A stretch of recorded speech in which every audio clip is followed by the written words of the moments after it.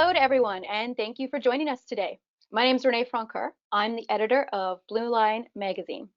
We thought now would be a good time to check in with a few police agencies across Canada to see how they're doing as we continue to manage and strive to slow the outbreak of COVID-19. Specifically, after watching social media over the last month or so, we wanted to discuss PPE, personal protective equipment, for law enforcement during the pandemic.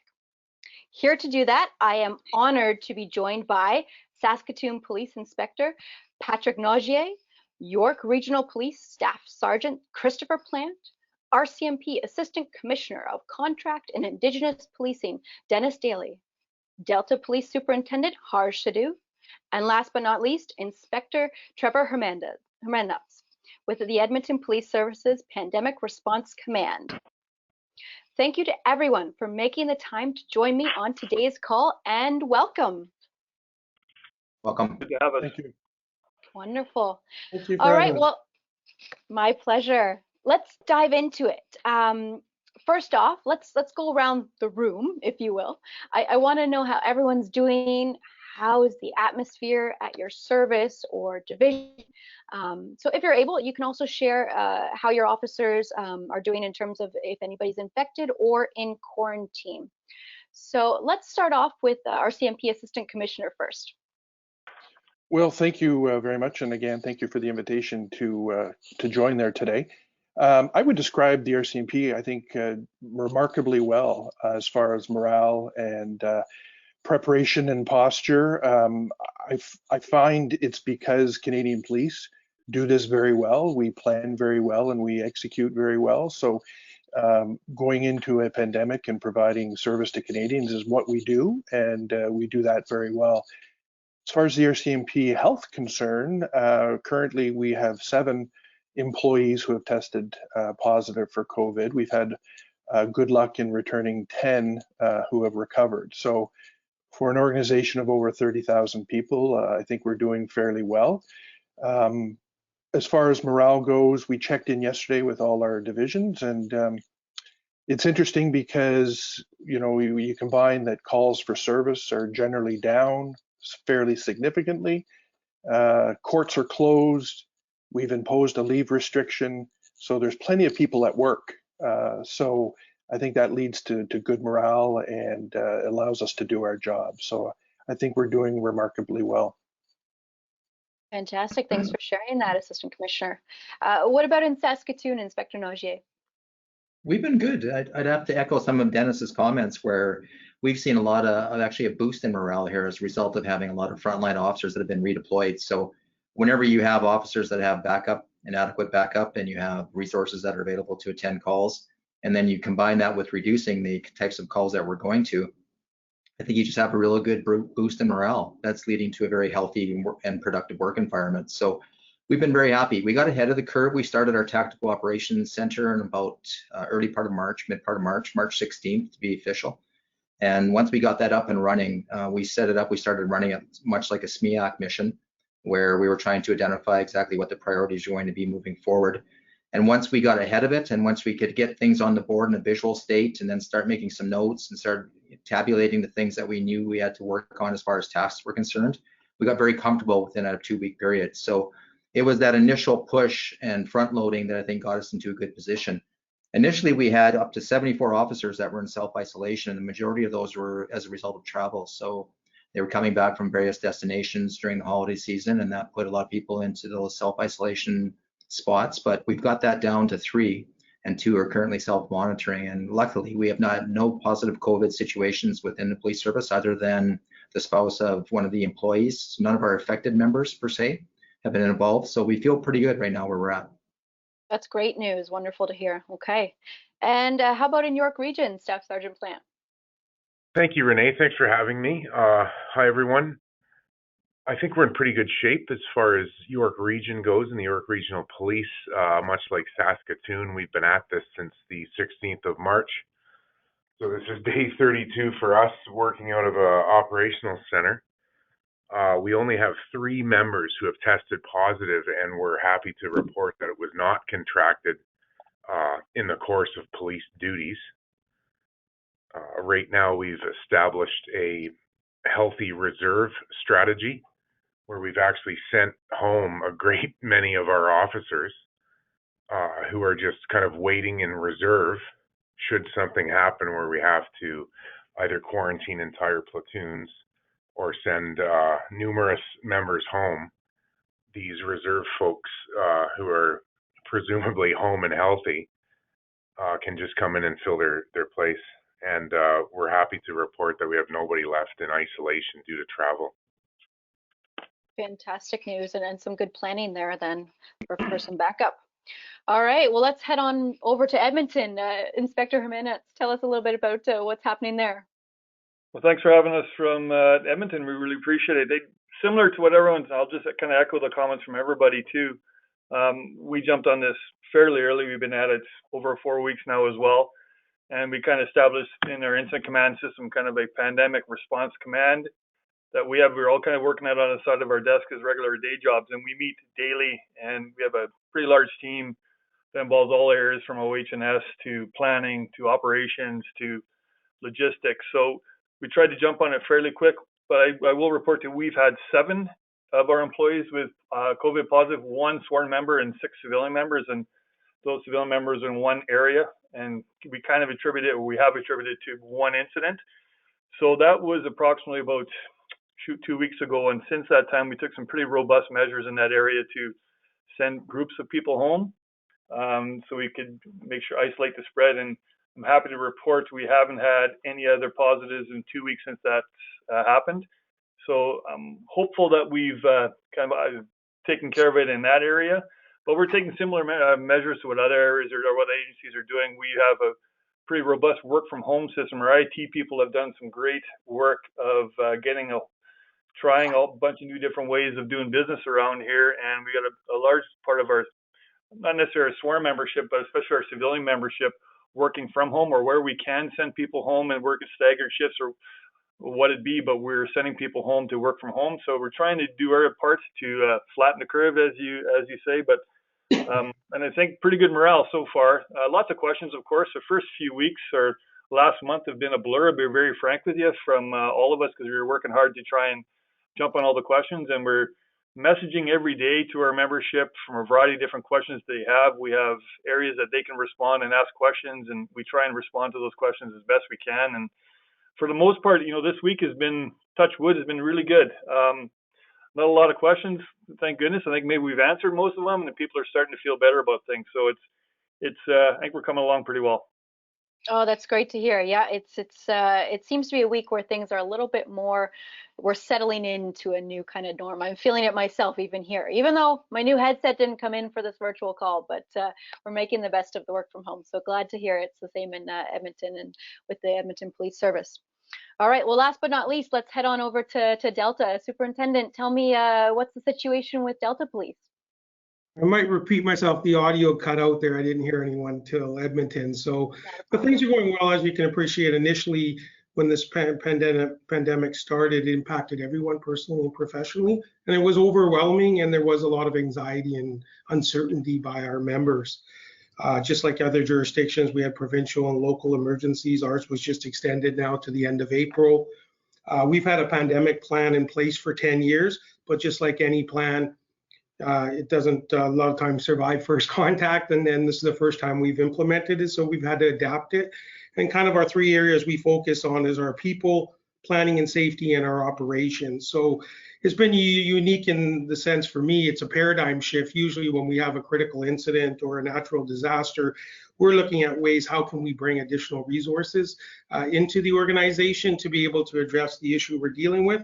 This is almost a flip of that. How do we limit exposure of our officers and that are coming and limit the spread of the virus? So, and then making sure that we're keeping them healthy, but still maintaining public safety. So trying to find that balance. And I heard some of the stuff there at the end. So we set up a working group following an ICS. Actually, no, it was more a gold, silver, bronze model that we implemented to make sure we had appropriate command and control on this, and worked through a lot of stuff around phased mobilization plans, triaging calls, creating safety plans, some of the PPE protocols we're going to discuss today, looking at ways to test our officers if they were exposed, and then a lot of the supporting mechanisms around that anxiety of schools being closed. What am I going to do for childcare? What am I going to do to take care of my elderly parents? So those type of things, and the flow of information, it was changing hourly. So I heard about communication. How do we create the appropriate communication pathways so our employees and their families are up to date on what's occurring? Because what does exposure mean? How long does someone have to be away? All those type of things were constantly coming. So probably those first 2-3 weeks of building our systems and our processes was quite labor intensive. But I think what I'm hearing is it's kind of stabilized for us now. And after the initial surge, and we're entering a bit of a maintenance and ongoing monitoring phase. We're fortunate in BC, our curve is starting to flatten already. Our numbers are stabilizing.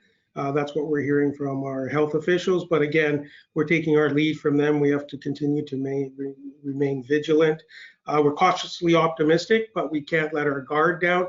As we tend to do as police leaders and agencies, it's all about how do we get back to normal business and productivity, and making sure our employees are out there being effective and efficient. So we have to kind of guard ourselves against that, listen to the experts, and align to them in regards to when do we start opening things back up again. So in regards to our officers being infected and stuff like that, initially when it kind of broke in BC, a lot of our people some had left for spring break, some had just returned. So we had a lot of people in isolation because they didn't know if they were symptomatic or not. So we had about 40 officers.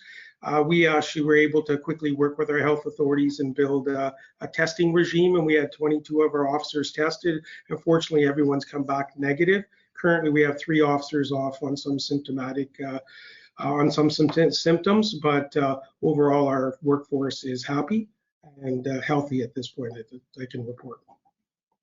Wonderful news. That's great to hear as well. And I liked how you said we have to remain vigilant in all of these precautions. So moving on with that in mind, you know, everyone seems to have the gloves and the masks I've been seeing out there, but I know we're looking at face shields now as well for officers in some areas. London Police here in southwestern Ontario, near where I grew up, actually has issued some isolation coveralls to some officers who are dealing with the public on a regular basis. So my next question is, what are you doing specifically for PPE for your officers on the front lines? And maybe as a follow-up, if you're open to it, I'm just curious if you're satisfied with this as police leaders. So let's switch the routine around. We'll maybe start with who went last first. So I'll throw it right back to you, Superintendent from Delta. Our PPE is in line with our local police agencies, and we're following the guidelines of our local health authorities. We've again, a lot of the messaging operational directives on how to use the personal protection equipment. We've provided guidance to our officers when they're dealing with someone that may be confirmed COVID or suspected or even presenting flu-like symptoms. The PPE that we are issued to all of our officers is N95 respirators have been issued, which have all been fit tested. As you mentioned, glasses, the nitrile gloves. We recommend long sleeve jackets or uniform shirts for our officers where possible. We've got surgical masks that we've also issued to our officers, and that's more around when they're not able to social distance and the other person is not symptomatic. So a lot of that is internally, like our 2-person vehicles, our recruit training, and our surveillance. We've had to institute some protocols so that our members feel safe when they're riding with someone in the car. We've issued individual isogel hand sanitizer to all of our officers, and then we've implemented a lot of processes of ensuring effective cleaning both within all of our buildings as well as within our vehicles. Fantastic. What about over in Edmonton, Inspector? I'm just going to say ditto. It sounds like we're doing very similar to what Delta is doing, but we follow our guidelines, Alberta Health Services as well. A lot of our initial stuff was about messaging to our members and coaching and educating on hygiene and physical distancing and, you know, cleanliness and all those different things that we have to practice every day. And similar to what Delta is doing, our members are issued N95 masks, they're issued surgical masks. Certain areas, well, for frontline people, we make sure that we recommend obviously glasses and gloves, long sleeve shirts, similar to what Delta is doing as well. We got pretty robust cleaning that we're doing in all our frontline patrol vehicles, and in a lot of other areas where our members of commonality of working, typing rooms, bathrooms, communications, that kind of stuff. We do pretty robust cleaning and disinfecting those areas on a regular basis. So I know our facility staff has really stepped up over the last month. Very similar, like I said, to Delta in the sense that a lot of the recommendations that we follow are provincial recommendations. We message that out quite regularly to our membership with direction of how to deal with people, like even frontline people, how to do, if they have any concerns and what equipment and PPE to wear when they're doing that. Decontamination methods that we have in place. Just pretty well everything, like I said, as much as that we can to keep our members safe, we're doing. And a lot of it too is it's just educating and answering the questions where we need to and communicating what we need to them. But I think the communication is key for us. So there's an understanding of what to do and how to do it there. And that takes away the angst of the members and the anxiety from the membership. So that communication is key for us. Couldn't agree more. Yeah, very well said. Anything to add over from York Region, Staff Sergeant? Nothing too major above and beyond that. Same sort of scenario. We attempted to begin sourcing masks back in January and very quickly found out that the medical profession needed them more than police services did. So we kind of accepted that and did our own manner of sourcing as best we could.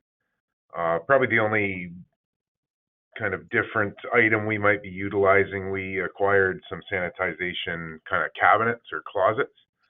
So if any frontline member did experience a direct contact with someone who is COVID positive, we can put things like radios and use of force equipment inside this. It's a non-liquid solution.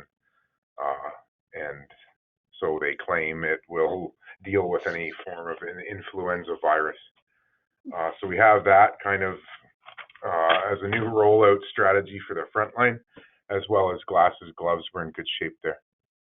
Fantastic. Okay, good to hear. Moving on over to Saskatoon. All the same stuff that you're utilizing as well there? They have been, but it's been a contentious issue here on the battle for N95 versus surgical masks and which situations do you use which ones. I mean, the N95 seems to be a pretty precious commodity in Saskatchewan, and as we attempt to work within the ICS system and we're working through a city EMO, we're putting in orders.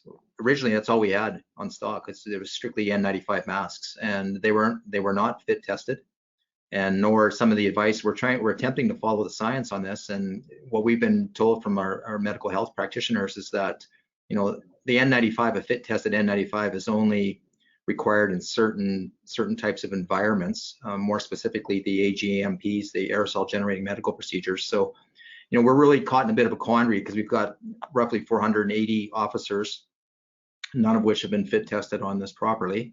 We also have additional officers that are running around from TSU, our tactical support unit, our public support unit, who have gas masks, and some of those have been redeployed into the operational component of frontline policing. So we find we have a little bit of a mix there where people are going to the nth degree to make sure that they maintain that security and their health is forefront, and we're allowing them to explore those options. But it's wrestling with, what's the delicate balance here? And it comes back to, I think everybody's touched on it, is the information flow. Is what information do officers have to ensure you alleviate the apprehension when they're going to a call? What's required for PPE and in which circumstances? So our decontamination protocols, we identified quite early that they had to be a lot more robust than what they were. And we developed a 3-tiered system, a medium, high, and low risk associated to that, with a flow chart that's been provided to all officers and in each vehicle, which demonstrates, what amount of PPE is required for that purpose, and then what are the subsequent decontamination protocols that follow. So it's that whole information piece and component that's essential in making sure that your frontline people know how to handle situations. Yeah, for sure. And I think you're right. I believe it was just last week, the headline was out of Saskatchewan that there was concerns about sourcing for, maybe it was just a month, I think, that they had said that we have enough masks to last for. So definitely a bit of a different situation for sure. Yeah, and the whole gown thing is a bit of another issue that's raised its head. So if you're following health, and health's recommending that you have a face shield, a mask, goggles, and the gown. Well, the gown's not for operational policing; it's just not practical. But nor is the Tyvek suit. So we have Tyvek suits that are available here. Some of our frontline officers, when they're going to see a deceased person, have been using the Tyvek suit to ensure. And then you start receiving feedback as the public health nurses are doing callbacks for any type of suspected COVID atmosphere, and they find out that you've been wearing the Tyvek suit, and now they're recommending it. So now you find yourself in a situation where you have to potentially have your use of force options that are available to you, but then you're putting on a white, all-encompassing Tyvek suit on there, and now you're limited to what kind of capacity you can have as a police officer. So some really difficult, challenging questions to work through as we move forward. Yeah, for sure. Well said. And over in the RCMP, Dennis, tell us what's being used there for PPE. Well, like the others have said, I feel I could just step right into either Saskatoon or Delta because, as my opening comments, like Canadian Police, we do this well and we do it very, very similar. I know Delta instituted gold, silver, bronze, and we did the same. And we're at a current posture of more stability. And however, the one thing that does keep me up at night is the availability of PPE.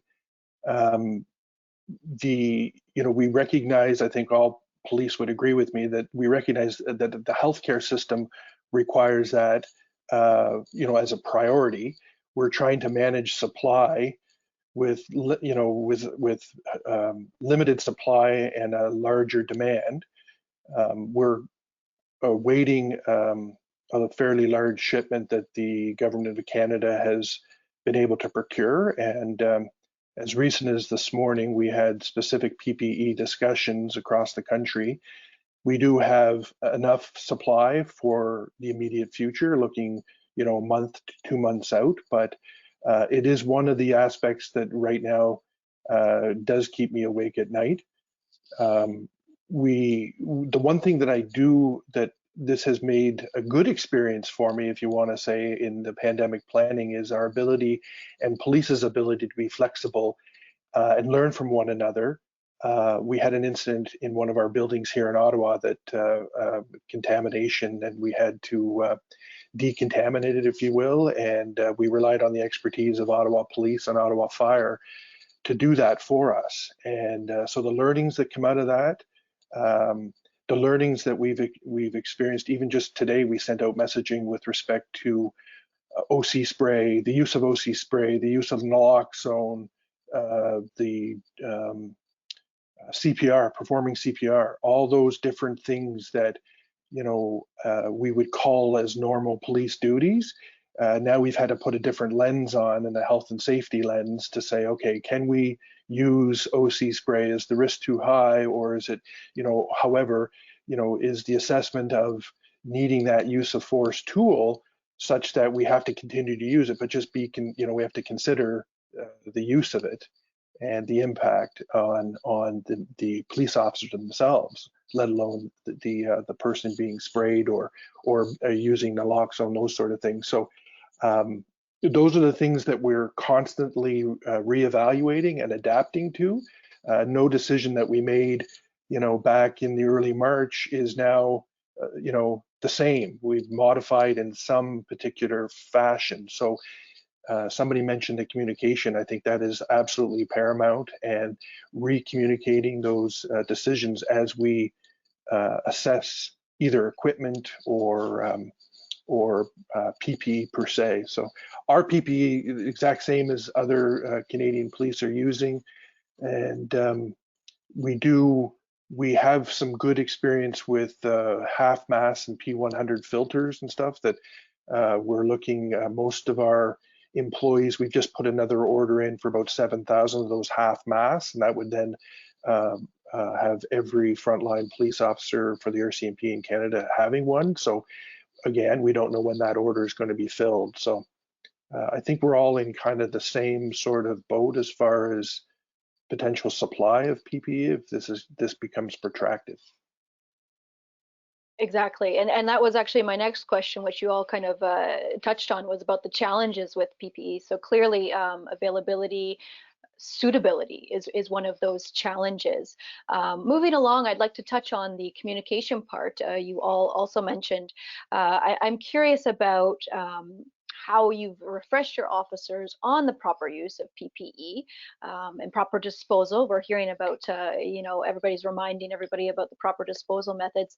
But if maybe everybody could walk us through what's been some of the feedback from the front line on this refreshment in terms of PPE that everybody has to suddenly use, and it's affected everyday policing.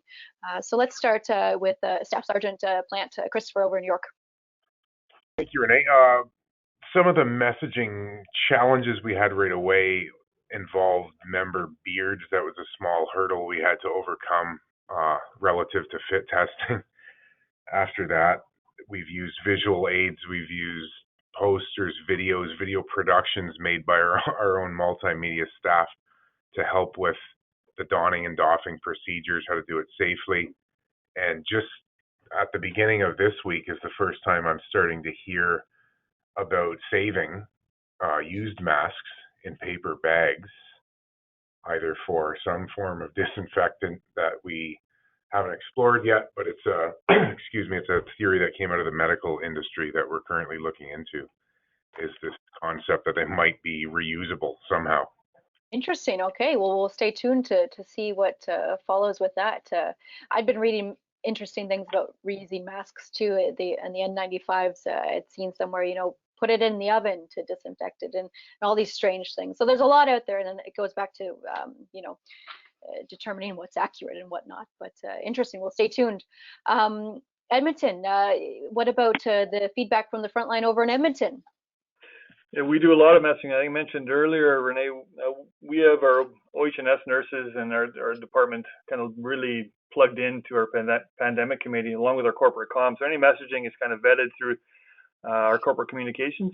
We have a website on our internal website. It's a continuing website. Sometimes I think, to be very frank with you, sometimes I think we oversaturate our members with information because we're trying to be so accurate and so up to date on information. So I equate it sometimes to a billboard that you see every day. Are you truly paying attention to it? So we're a little more particular now to ensure that we reinforce some of the main items we wanted to ensure our members were aware of. Initially, we're into the phase now that we're reinforcing those key messages that we want to get out there. And a lot of it happens around exactly what I just heard about, using videos and posters and different types of key messaging to our members about the proper use, when and where and how to put it on, take it off, and when to use the PPE, because we're experiencing the same type of issues that everyone else is having with regards to N95 masks. They're difficult to find, and difficult to get, and we have orders in as well, had them in for quite some time, and we're slowly getting some of them, but not to the point that this goes on prolonged. We have the same concerns as everyone else. Are we going to have enough? But as I mentioned earlier, pretty good feedback from the front lines thus far. A lot of questions initially, and they started to slow down. So that means we must be hitting the mark. So we need to continue just to reinforce those key messages. Well said. What about you, Harj, over in Delta? How are the feedback coming from the front line? How's that going?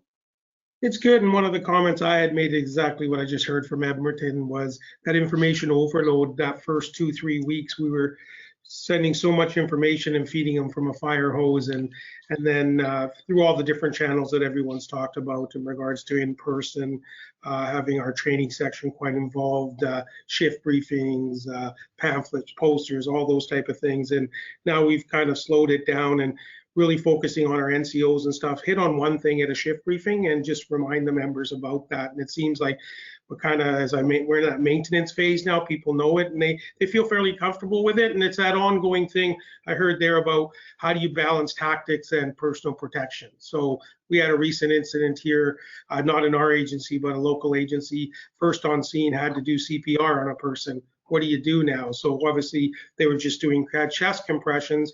EHS arrives and they put a cloth on the individual's face so that they wouldn't be exasperating when they were doing the compression. So again, as the assistant commissioner mentions, all these learnings that we do, we have a weekly call here with our local senior leadership of police agencies. We also have calls with our provincial police services, and that's where we share a lot of these. Hey, what did you experience? What are you doing? Again, for most of us, this is all the first time we're going through something like this, so we're trying to learn from each other, as well as our frontline members are. In regards to the bag issue, what we've got from our local health authorities is The surgical masks, if we're doing 2-person vehicles and that's more of a prevention thing amongst them, then it's okay to put that mask in a bag, use it for that shift, and then dispose. Obviously, if they come into contact once with someone that may be symptomatic, then you would discard it. So that's how we're using the paper bag to kind of conserve some of our surgical masks. Okay, wonderful. And Dennis, with the RCMP, proper use, training of proper use and proper disposal, has that been an issue at all? What's the feedback on your side?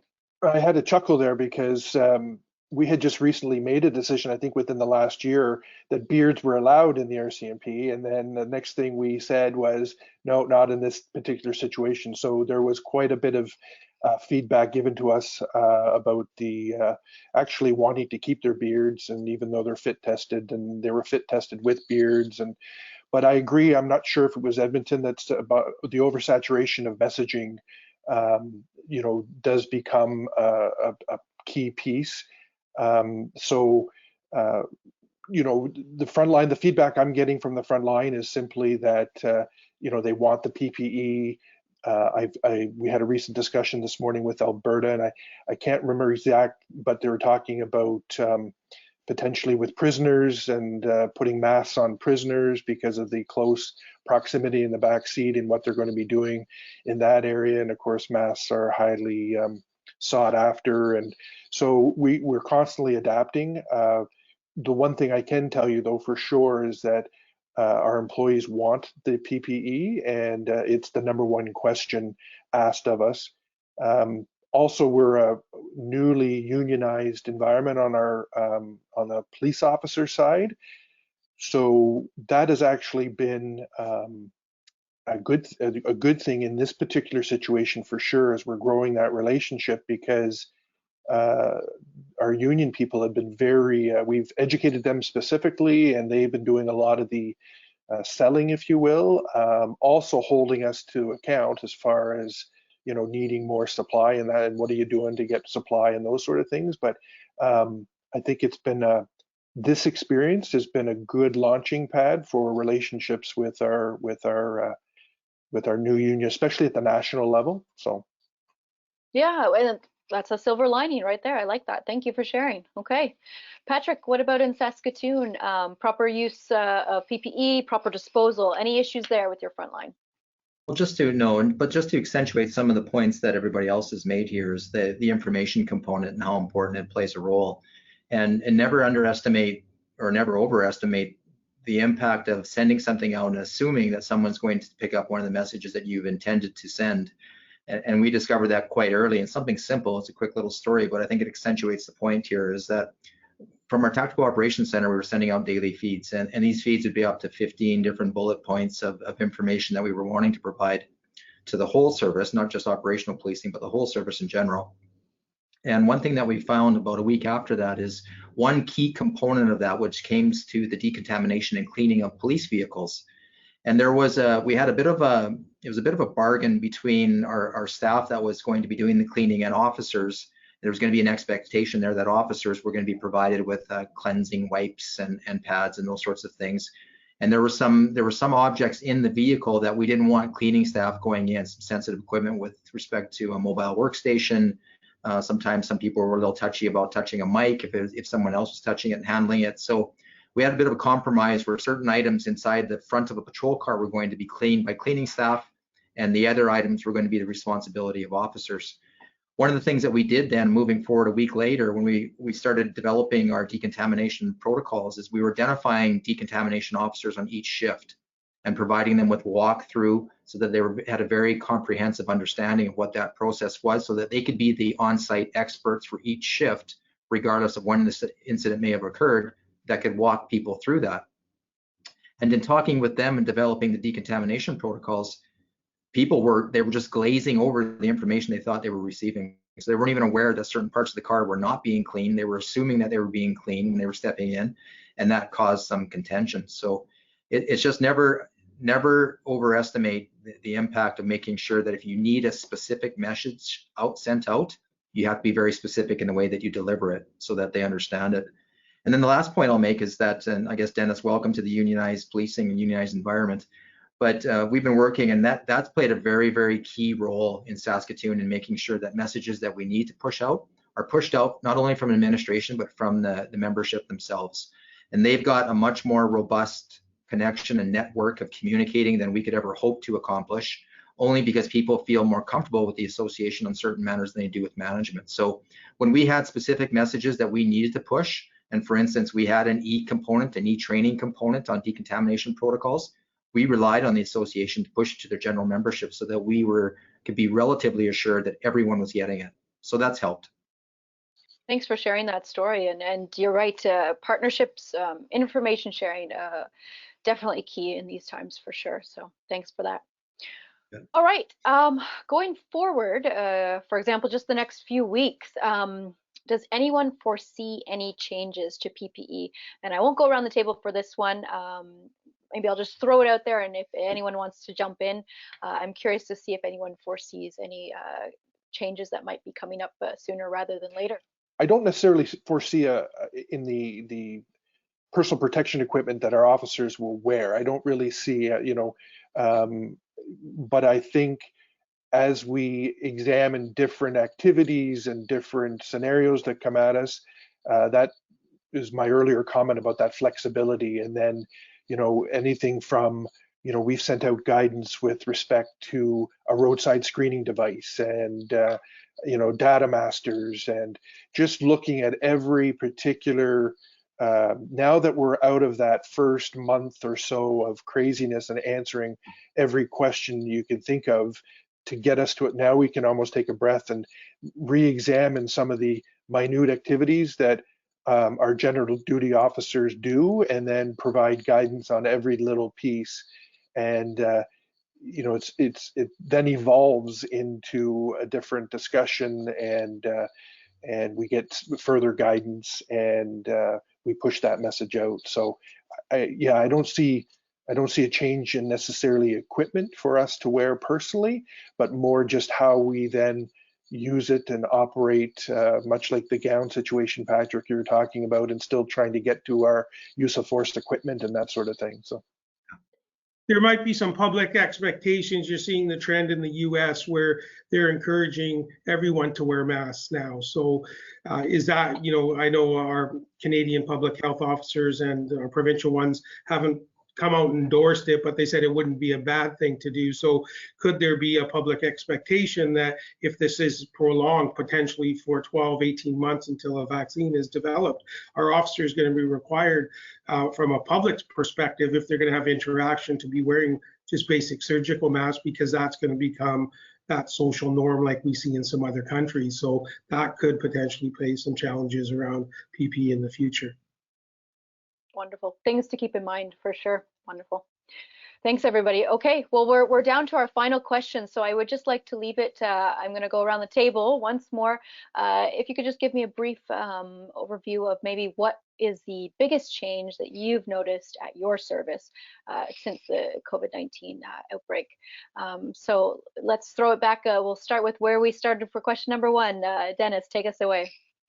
The biggest change, I would like to think, especially from our national headquarters perspective, I think it's the speed and the all hands on deck. We instituted the gold, silver, bronze structure, which was foreign to a lot of people that are non-police officers in our national headquarters, either from our corporate procurement side to our legal services to our occupational health and safety. But the speed and the attention and the willingness to participate was absolutely phenomenal. And I keep saying that, not that I was contemplating retirement, but this is really seeing everybody and their willingness to step up has really re-energized me. So I would say the one thing that, has been the speed and the ability to get the messages out.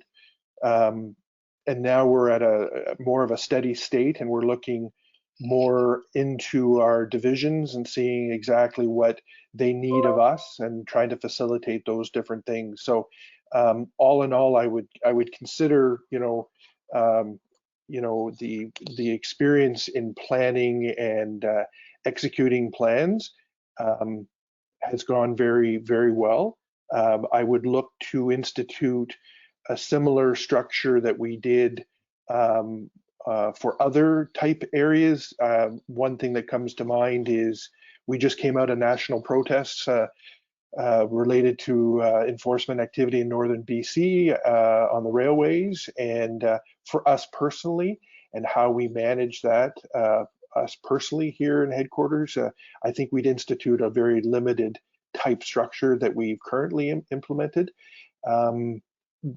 because we did see a lot of different gaps in what was available to us on the protest side as far as information and regular intelligence and that sort of thing. So I think a lot of learnings have happened out of this experience, but most impressed with the speed and of getting the information out there.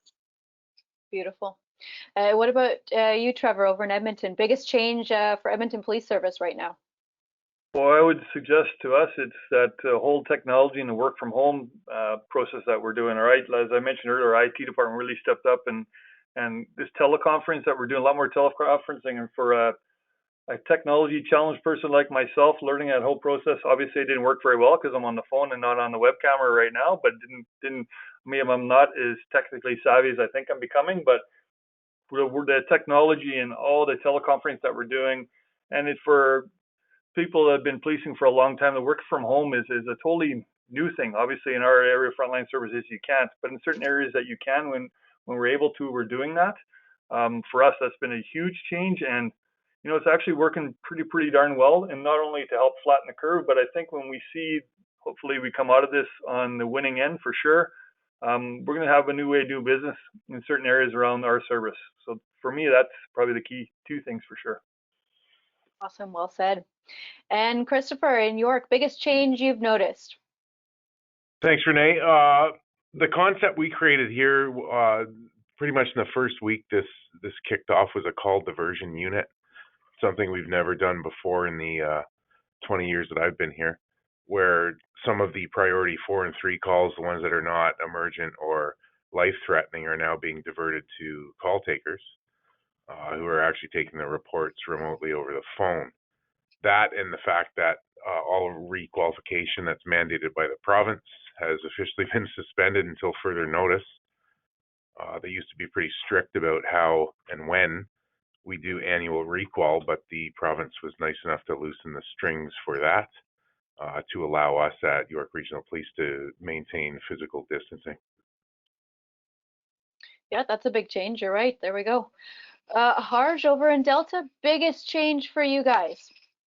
I think operationally, we're a very community-based policing organization, so we've had to close our community police stations down. Obviously, all events and social gatherings have closed, so that ability for that direct, we have presence and visibility, but it's from a distance now, so having that interconnectivity with our community, we found from our operational lens has really been impacted. And then kind of what Edmonton touched on is we're having discussions about from crisis comes opportunity. So moving forward, what can we actually, rather than saying how this was a problem, what did we learn from this, from stuff like video conferencing, working from home, the call triaging, we've done some more online reporting, things that we kind of thought, okay, maybe we should or we shouldn't. This has given us an opportunity to try those. And a lot of those apprehensions previously were from how would our community take that, because they have a certain level of service delivery. But it seems like the longer this goes on, that's going to be maybe something they accept, and that'll allow us to create some of the way we do business moving forward to be effective and efficient. So I think those are some of the changes that we've noticed here. Thanks for sharing. And last but not least, final word over with you, Patrick, in Saskatoon, biggest change. It's funny, when we were looking at these questions, actually we sat at the TOC and Chief included and asked that same question, because it doesn't surprise me that when you look at challenges internally for law enforcement in Canada, we're all very well at adapting. And I think it's been paramount today, and we've all had very good examples of how we've been able to kind of circumvent crisis to make sure that we continue to provide service to the citizens of this country. And I'm after hearing everyone talk today, everyone is in the same boat, everyone's applying the same types of strategies, and everyone's doing a heck of a job doing it. So when we were trying to ask this question, it really, when you look at what challenges are and what the most pressing challenges are for us, it wasn't really an internal thing that we had identified, because we do such a good job at risk management. The thing that we've really found challenging is dealing with outside agencies and their struggles to try and cope with this environment. And whether it be corrections that are no longer taking prisoners, whether it be the court systems that no longer want to have prisoners brought to court, that we found challenging, because as they try to adapt, they don't have the same ability to adapt like law enforcement can.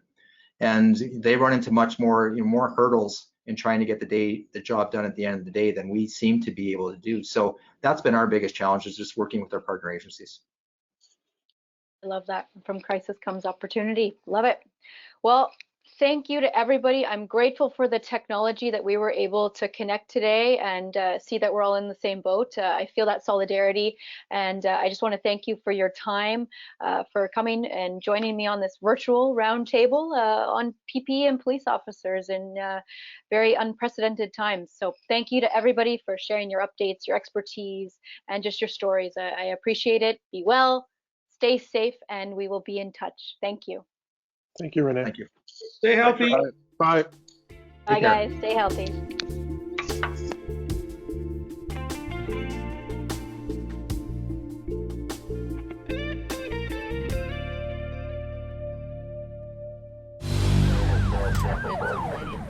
South Road.